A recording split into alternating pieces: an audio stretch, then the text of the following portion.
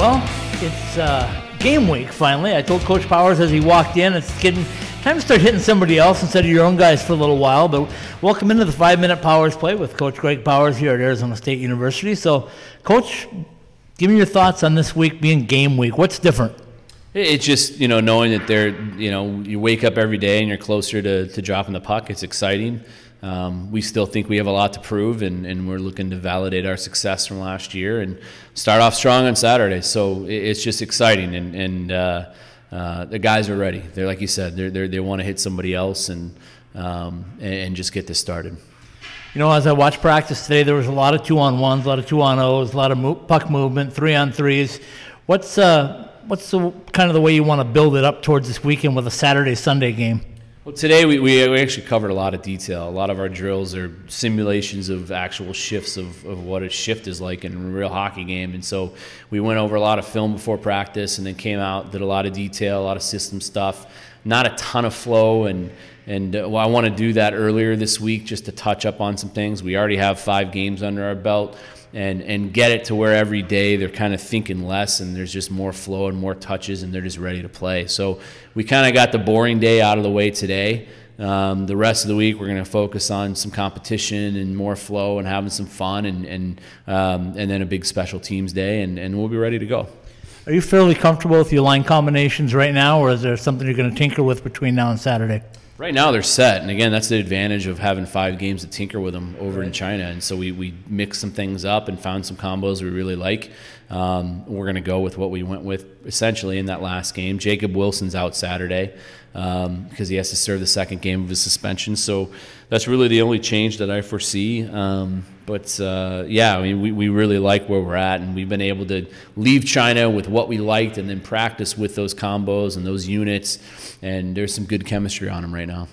Talk a little bit about what it's been like for Jacob. It's tough, right? I mean, that happens back in February. You miss your first ever national tournament game. Then you got to swelter through the whole summer with that on your back. Then you go to China. Then you come back, and now you got to sit out one more game. What's it like? What's it been like for him? He's handled it as well as anybody could possibly handle it. He's a leader and a captain for a reason. He's always been that at every level that he's played, and he's going to have a C next year as a senior here, and so he's been fine. Nothing changes with his approach. Even not knowing he wasn't going to play against Quinnipiac, he played just as hard in practice. He helped the guys prepare. He was just as supportive. He was just as vocal. And it's been the same thing, in the last month. It's one more game, and we have a lot of depth back there. The guys that will be in will get it done, and he'll be right in on Sunday. And we talk about goaltending like we do every week, but they just keep getting better and better. I had a chance to see all 3 of them today, and I was impressed with every one of them in a different way. But Prodzilla, as I'm going to start calling him now, and Prodzik is out there, and he really looks like he's competing with everybody. I mean, he doesn't want to get beat by Johnny Walker, or he doesn't want to get beat by Carson Briere. No, he's a competitive kid. He's immersed himself in our culture, and the guys have taken really well to him. And we're just happy he's here. And we have 3 guys that can get the job done, and we have faith in all of them. All right, before we get wrapping things up here, I want to talk a little bit about your coaching staff, and I don't think they get the credit they deserve for the work that they put in. So give a little shout out to the guys that work on your staff, all the way from the administrative guys all the way down to the guys on the bench with you. Yeah, I mean, it's one thing we have. It's incredible continuity on our staff and stability. Really, everybody that we started with is still here. Yeah. I mean, John wasn't here the first 2 years, but other than that, we have everybody. Everybody's here. I mean, Adam Blasi, who did an incredible job as our ops director, and he was promoted this offseason into more of a sport administrator role and got a big promotion, so we're really proud of him. He's still involved with the program, and then we were able to promote Andrew Matheson, Mellon, to the ops role, and that created the space for Eddie to come in, and he's been a breath of fresh air. And then obviously the 2 mainstays, have been Hicksey and Mike, and they're as good as it gets. They're as good as it gets in every way. The detail that they bring to practices and games and on the bench and in the locker room, and then it extends out to the ability to identify the type of talent that is going to make us successful. They don't get caught up in what everybody else thinks about a prospect. They trust their own eyes and believe in their own ability to identify what we think we need to make us successful. And I think that's what really separates them apart from other coaches, is that they have that ability to just kind of think on their own and be a little bit outside of the box, and they've done an incredible job. All right, so Mercyhurst is coming in. We know they're the opponent for Saturday night and Sunday night. We know that you know about Mercyhurst, but tell everybody out there what we can expect from Mercyhurst, and more importantly, how you guys are going to counter it. Well, they're going to play hard. You know, it's their first game, obviously, and they're young. They're young. They lost 9 seniors last year. They have 11 freshmen, and sometimes that's a mixed bag. You know, when you have that many new kids, you know, sometimes they're so young and dumb that they just don't know any better, and they come in and they play and they just play hockey, you know, and so it's dangerous because when you're that young, sometimes you don't know what you're getting into, but they'll be ready to play. I mean, they're coming in playing against a ranked team that just made the tournament, look to make a big splash. They have an incredibly really good coach and Coach Gotkin, and he's been there forever, and anything we're going to do on Saturday is nothing he hasn't seen before. So he'll have his guys ready, and again, being the first game of the year, and we have film on him from last year, but you know, we always focus on us, you know, more than anything, and that's exactly what we're doing. Aside from winning at home, what are some objectives that you want to accomplish this weekend?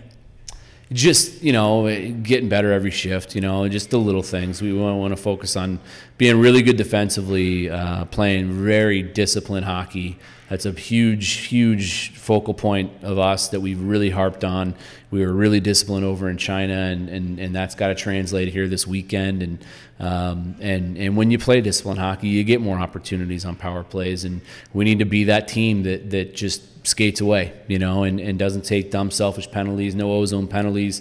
We're really going to focus hard on that, and it just kind of steamrolls and translates into more opportunities, a man up, and we really have worked hard on our power play to get that going, and it looks really good right now. So hopefully it all translates on Saturday. All right, you led me right into the final question. I had a chance to watch 2 weeks worth of ACHA hockey, and I made the comment to several people that I think your NCAA program has been the trickle-down effect for ACHA hockey. I don't know, since I saw your team win a national championship, that I've seen 4 teams in the Desert Southwest be so disciplined, so competitive, and so skilled as I saw over the last 2 weeks. Your thoughts on that? It looks pretty balanced between those 4 teams right now. I mean, you know, GCU took UNLV to overtime and had a 4-goal lead on them. And then certainly this weekend, ASU, you know, I watched both games because I was out in Pittsburgh recruiting, so it came on late back where I was and was able to watch them. I thought they looked like the better team both nights, to be honest. They were just this close to sweeping them. So, and U of A is going to have a really good team. So it's exciting. All 4 of those programs seem to be, you know, really good, and so it's good. It's great to see, and we're pulling for all of them. I know you won't take credit for it, but I also think it trickles down to the women's side too. They had a 4-game sweep, 4 games in 3 days, and all of a sudden there's some ASU chest bumping going out there. They want to stick it out and let people know that they're a program. Yeah, that's exciting. I saw that too. You know, and it's success breeds success, and I think that's what Lindsay will see, and she's built the program, and now hopefully she's able to enjoy it and to keep winning. But you could hear the chatter. They were on the ice before us today, and the energy, and it was different, and that's what happens when you win. Everything changes. Everything becomes easier. Everything becomes more fun, and hopefully that's what they experience. All right, Coach, good luck this weekend. Let's start off the weekend right, get a sweep here at home against Mercyhurst.